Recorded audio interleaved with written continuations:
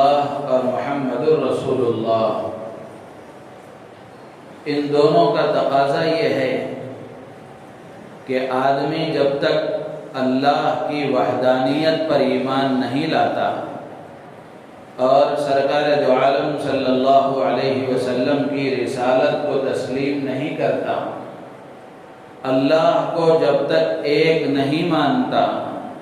اور سرکار دو عالم صلی اللہ علیہ وسلم کو اللہ کی طرف سے بھیجا ہوا سچا اور آخری پیغمبر جب تک تسلیم نہیں کرتا، اس وقت تک آدمی مسلمان ہو نہیں سکتا۔ اگر کوئی صرف اپنی زبان سے لا الہ الا اللہ کہہ دے، محمد الرسول اللہ نہ کہے اور اللہ کے نبی علیہ السلام کی رسالت کو تسلیم نہ کرے، تو اس کے اسلام کا کوئی اعتبار نہیں۔ تو لا الہ الا اللہ کا تقاضا یہ ہے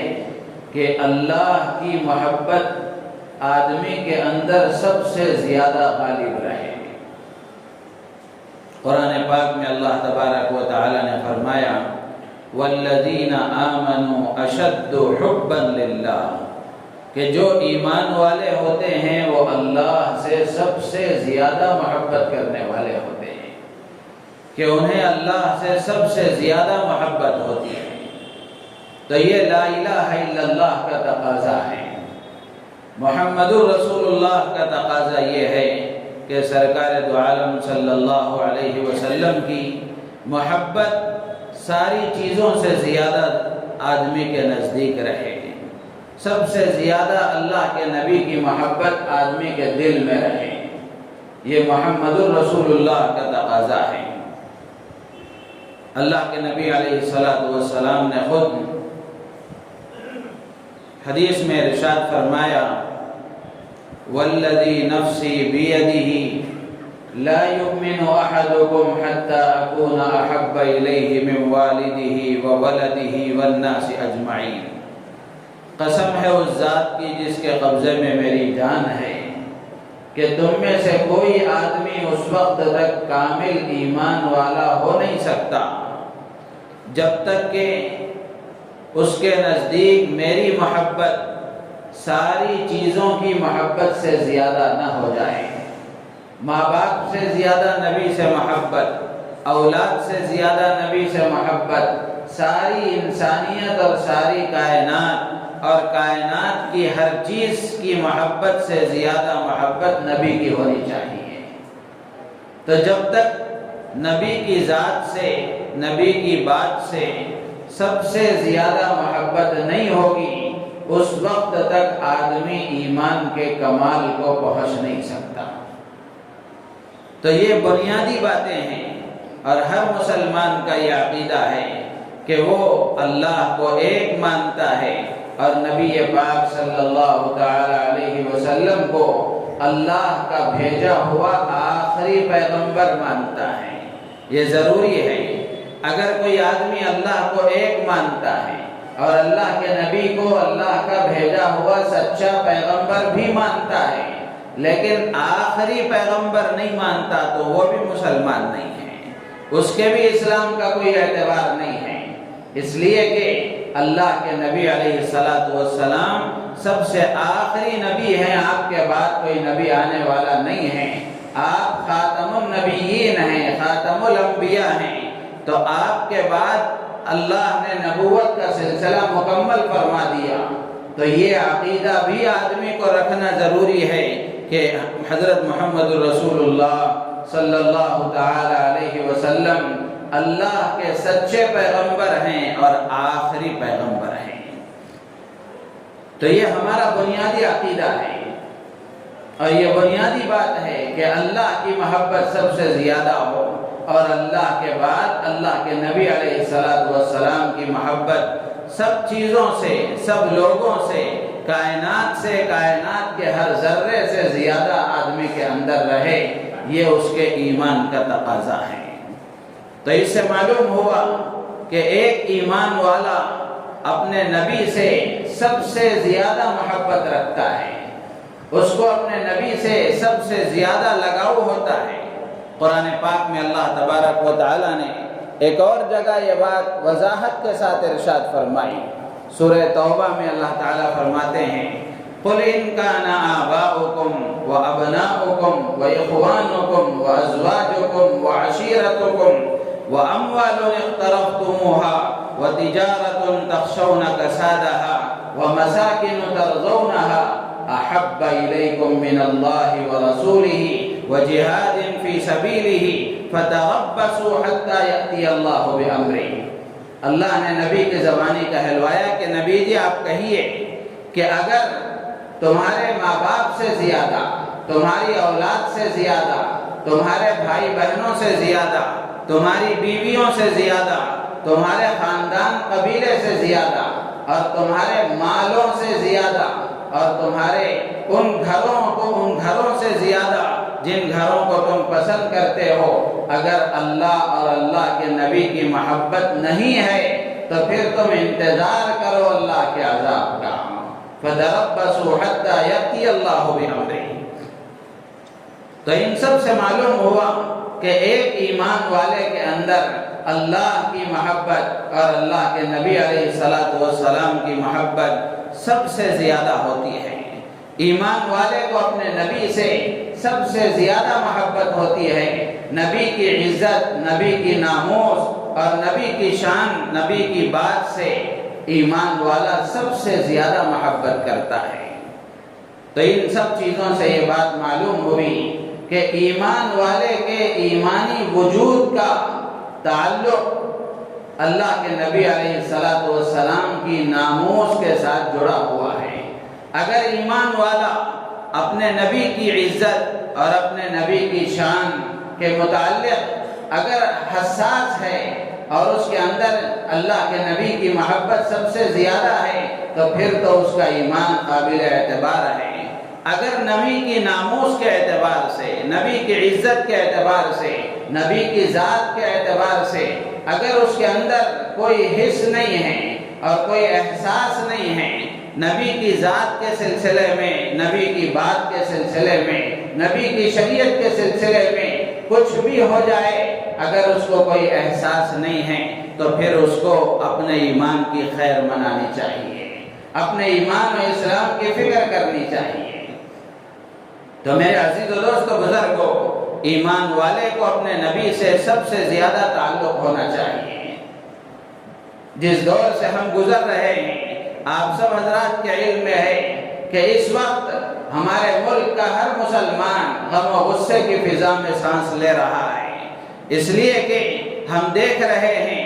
آئے دن ہمارے نبی کی شان میں گستاخیاں، اللہ کے نبی علیہ السلام کی شان میں نازیبا تبصرے یہ روز بروز بڑھتے جا رہے ہیں۔ ہر کوئی اپنے سستی شہرت حاصل کرنے کے لیے، اپنا نام دنیا میں جگانے کے لیے سہارا لے رہا ہے، تو وہ ہم سب کے محسن آقا اور ہم سب کی جان سے زیادہ عزیز امام الانبیاء حضرت محمد رسول اللہ صلی اللہ تعالی علیہ وسلم کی شان میں گستاخی کر کے، آپ کی سیرت کے سلسلے میں نازیبا الفاظ کہہ کر کے اور آپ کے بارے میں توہین کر کے وہ سستی شہرت حاصل کرنا چاہتا ہے۔ ابھی قریب کی بات ہے کہ مہاراشٹر کے کسی علاقے میں اور ایک مذہبی تقریب میں ایک مذہبی پیشوا، اس کو مذہبی پیشوا بھی نہیں کہا جا سکتا، وہ ایک ظاہری لبادہ مذہب کا پہنا ہوا تھا، ورنہ تو وہ اس مذہب کا بھی وفادار نہیں ہو سکتا، اس لیے کہ دنیا میں جتنے مذاہب بستے ہیں، کوئی مذہب کسی دوسرے مذہب کے سلسلے میں ان کے مذہبی پیشواؤں اور ان کے مذہب کے بڑوں کے سلسلے میں توہین کا اور ان کے سلسلے میں گستاخی کی تعلیم نہیں دیتا۔ لیکن میرے عزیز و دوست و بزرگوں، ہم نے دیکھا کہ ابھی قریب میں ایک مہاراشٹر کے علاقے میں ایک پنڈت اور مہاراج نے حضور اکرم صلی اللہ علیہ وسلم کی شان میں مراٹھی زبان میں ایسے نازیبا الفاظ اور آپ کی شان میں ایسی گستاخی کی کہ آج تک کسی نے ہمت نہیں کی۔ میرے عزیز و دوست و بزرگوں، ہم سب جانتے ہیں کہ اللہ کے نبی علیہ السلام کی شان میں گستاخی یہ کوئی نئی بات نہیں ہے۔ جب سے ان کفار و مشرکین کا اور منافقین کا ناپاک وجود ہے، اس وقت سے ہی انہوں نے اللہ کے نبی علیہ السلام کی شان میں گستاخیاں کرنا شروع کی ہیں۔ خود اللہ کے نبی کے زمانے میں یہ کام ہوئے ہیں۔ قرآن پاک میں اللہ تبارک و تعالی نے سورہ کوثر نازل فرمائی ہے، سورہ کوثر نازل فرمائی ہے۔ خطبے میں جو میں نے سورت پڑھی، اور ہر مسلمان تقریباً اس سورت کو جانتا ہے اور یاد رکھتا ہے، اِنَّا أَعْطَيْنَاكَ الْكَوْثَرَ فَصَلِّ لِرَبِّكَ وَانْحَرْ إِنَّ شَانِئَكَ هُوَ الْأَبْتَرُ۔ اس سورت کے پس منظر میں، شان نزول میں مفسرین نے لکھا ہے کہ قریش مکے کے سردار کفار و مشرکین نے اور ان کے جو اوباش قسم کے لوگ تھے، وہ اللہ کے نبی علیہ السلام کا ہر وقت پیچھا کیا کرتے تھے، آپ کی دعوت کے خلاف سازشوں میں لگے رہتے تھے اور لوگوں کو بہکایا کرتے تھے کہ ان کی باتوں کو نہ سننا، ان کی دعوت کو قبول نہ کرنا، ان کے قریب نہ جانا، ان سے نہ ملنا، ان کی باتوں کو نہ سننا۔ تو اللہ کے نبی علیہ السلام کے خلاف سازشوں میں لگے رہتے تھے، اور ان کے جو سردار تھے وہ عاص بن وائل، عقبہ بن ابی معیط، ابو لہب، ابو جہل، یہ سب ان کے سردار تھے۔ ایک مرتبہ ایسا ہوا کہ ایک سردار نے یا ایک اللہ کے نبی علیہ السلام کی دعوت کے خلاف سازشوں میں لگے رہنے والے ایک آدمی نے یہ مشورہ دیا کہ اللہ کے نبی علیہ السلام کی کوئی نرینہ اولاد نہیں ہے، آپ کا کوئی بیٹا نہیں ہے، تو لہٰذا ان کو چھوڑ دو، جب یہ دنیا سے چلے جائیں گے تو ان کی تحریک کا بھی خاتمہ ہو جائے گا، اور یہ جو بات چلا رہے ہیں، جس کی طرف یہ بلا رہے ہیں، جب یہ دنیا سے جائیں گے تو وہ بھی ختم ہو جائے گی، تو اس لیے زیادہ ان کے پیچھے مت پڑو، اس کو چھوڑ دو۔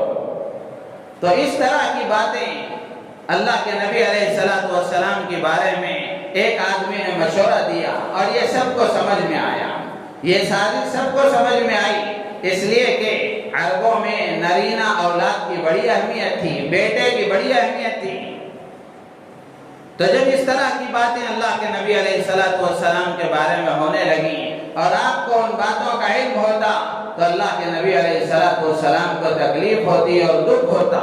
تو اللہ تبارک و تعالی نے آپ کے اطمینان کے لیے، آپ کی تسلی کے لیے یہ سورت نازل فرمائی، اِنَّا أَعْطَيْنَاكَ الْكَوْثَرَ فَصَلِّ لِرَبِّكَ وَانْحَرْ إِنَّ شَانِئَكَ هُوَ الْأَبْتَرُ۔ اللہ تعالیٰ نے فرمایا کہ نبی جی، ہم نے آپ کو کوثر عطا کیا ہے، آپ اپنے رب کے لیے نماز پڑھیے، قربانی کرتے رہیے، إِنَّ شَانِئَكَ هُوَ الْأَبْتَرُ۔ اللہ تعالیٰ فرماتے ہیں کہ آپ کا دشمن ہی بے نام و نشان ہو جانے والا ہے۔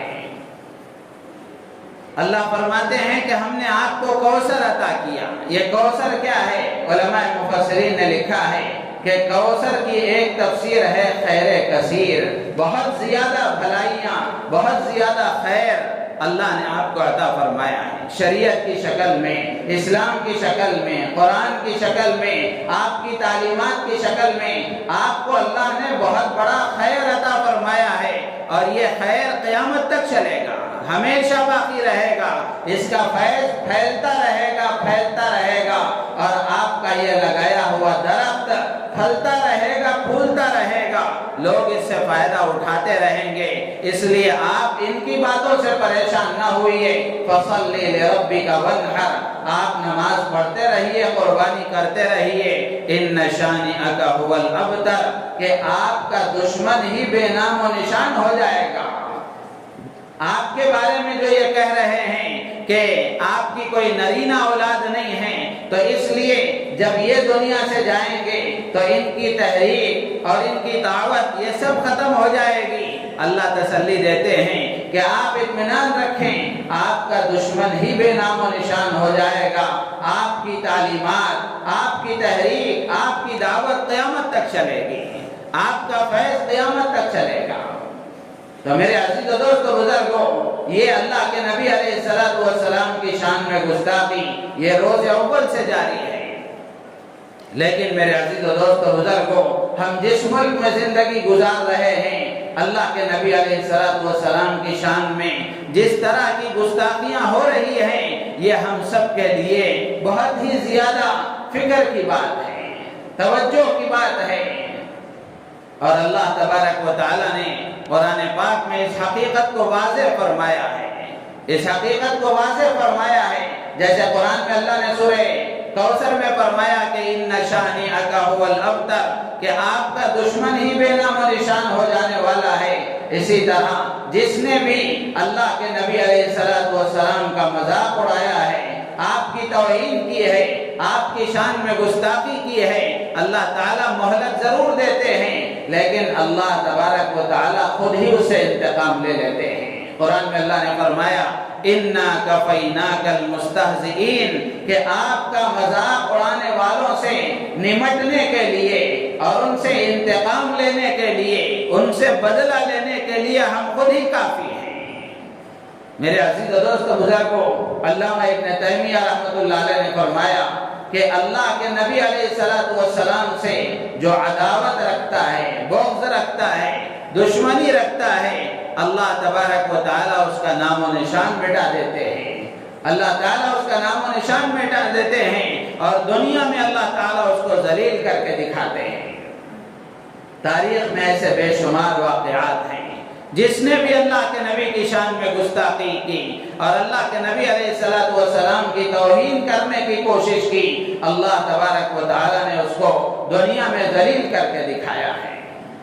لیکن میرے عزیز و دوست و بزرگوں، اس وقت میں عرض یہ کرنا ہے کہ اس طرح کی جو فضا بنتی جا رہی ہے کہ ہماری جان محفوظ نہیں رہی، ہمارا مال محفوظ نہیں رہا، ہماری عزت و آبرو سے کھیلا جاتا رہا، یہ سب کچھ ہوتا رہا، ہم نے برداشت کیا، اور ان سب کے باوجود بھی ابھی بھی ان کی پیاس نہیں بجھی، تو انہوں نے اللہ کے نبی علیہ السلام کی شان میں گستاخی کا سہارا لیا ہے۔ میرے عزیز و دوست بزرگوں، نوجوانوں کی ماب لنچنگ کی گئی، عورتوں کی عزتیں لوٹی گئیں، گھروں پر بلڈوزر چلائے گئے، دکانوں کو توڑا گیا اور مالوں کو برباد کیا گیا، یہ سب کچھ ہوتا رہا، اس کے باوجود بھی ان کے اندر کی جو آگ ہے وہ بجھی نہیں ہے، نفرت کی جو آگ جلائی گئی اس کو سکون نہیں ملا، تو انہوں نے یہاں تک نتیجہ پہنچا ہے کہ ان کے مذہبی پیشوا، پنڈت اور مہاراج جیسا آدمی جس کو مذہبی پیشوا کہا جاتا ہے، مذہبی پیشوا اپنی مہاسبھا میں اور مذہبی تقریب میں اپنے ماننے والوں کو گویا نبی کی شان میں گستاخی کی وہ تعلیم دے رہا ہے۔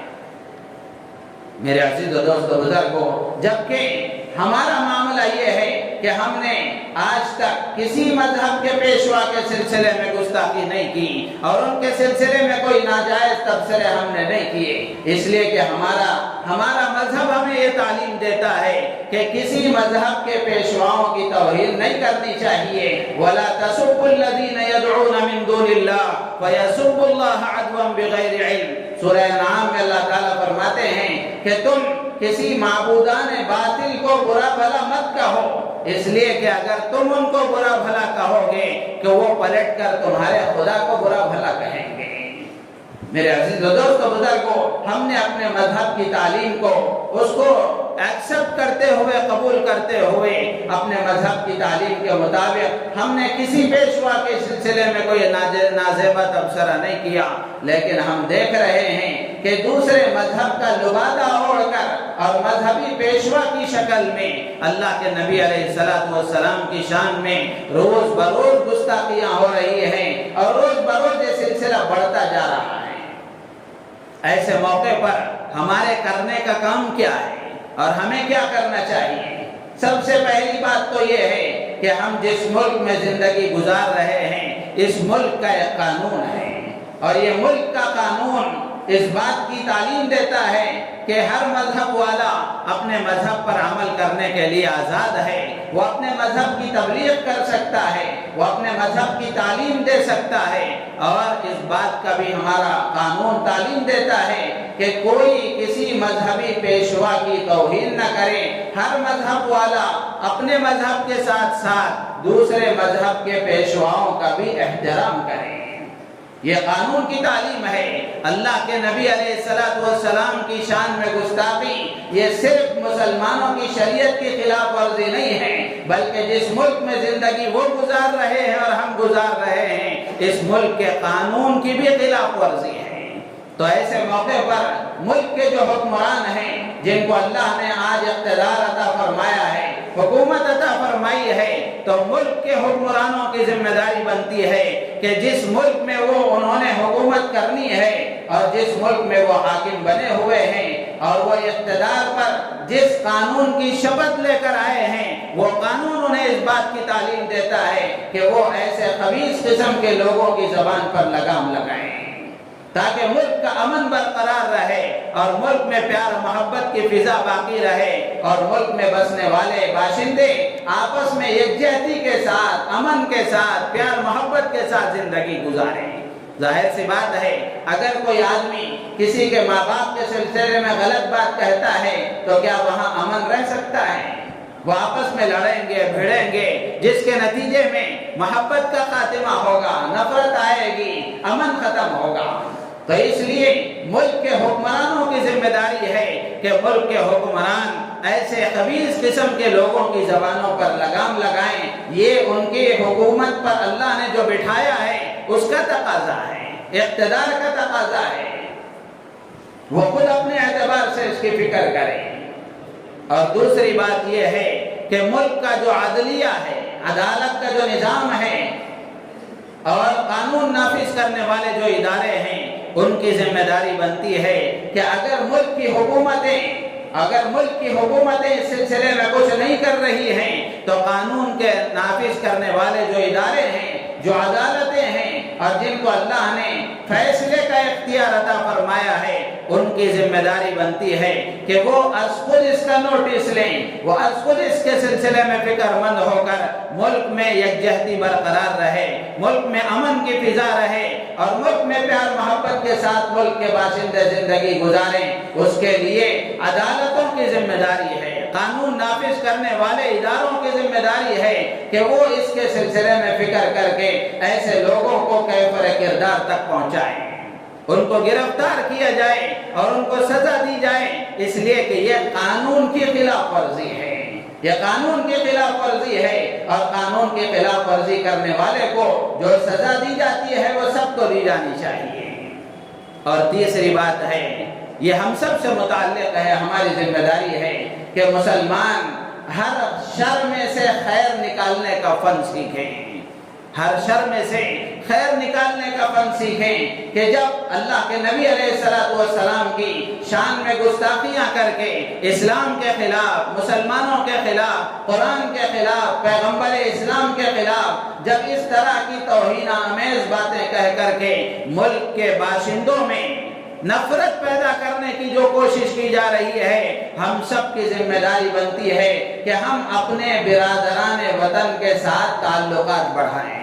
ان سے روابط قائم کریں، اور پھر اس کے بعد ہماری ذمہ داری بنتی ہے کہ اسلام کے سلسلے میں، مسلمانوں کے سلسلے میں، پیغمبر اسلام کے سلسلے میں، قرآن کے سلسلے میں جو غلط فہمیاں ان کے اندر پیدا کی جا رہی ہیں اور اس کے سلسلے میں جو کوششیں ہو رہی ہیں اور قرآن کے خلاف ان کے اندر نفرت پیدا کرنے کی، اللہ کے نبی علیہ السلام کے خلاف جو نفرت پیدا کرنے کی کوششیں کی جا رہی ہیں، ہم میں سے ہر ایک کی ذمہ داری ہے کہ ان سے روابط قائم کر کے، تعلقات قائم کر کے ان غلط فہمیوں کو دور کرنے کی کوشش کریں،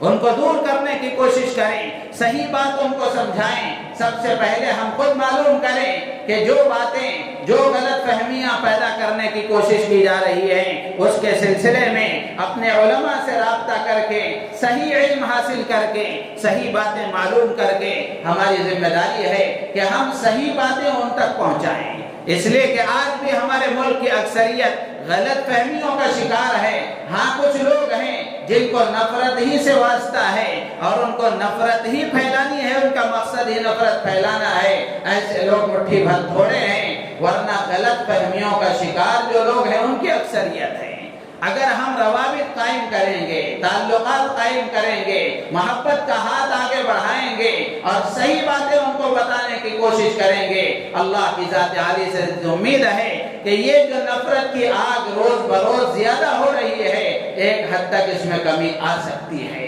ایک حد تک اس کو دور کیا جا سکتا ہے۔ تو اس لیے ہماری ذمہ داری ہے کہ ہم اپنے برادران وطن اور اپنے وطنی بھائیوں کے ساتھ تعلقات قائم کریں،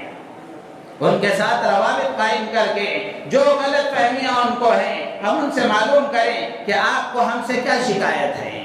آپ کو ہم سے کیا شکایت ہے، ہمارے نبی سے کیا شکایت ہے، ہمارے قرآن سے کیا شکایت ہے، ہمارے اسلام و ایمان سے آپ کو کیا شکایت ہے، آپ کو کیا بتایا گیا، کیا سمجھایا گیا، ان سے ہم معلوم کریں، بیٹھ کر ڈسکس کریں اور معلوم کر کے اس کا صحیح علم حاصل کر کے پھر ان تک صحیح بات پہنچانے کی کوشش کریں۔ اگر آج اس وقت میں مسلمان یہ کام کریں گے، اللہ کی ذات عالی سے امید ہے کہ یہ نفرت ایک حد تک ختم ہو سکتی ہے اور نفرت کے سوداگروں کا نقصان ہو سکتا ہے۔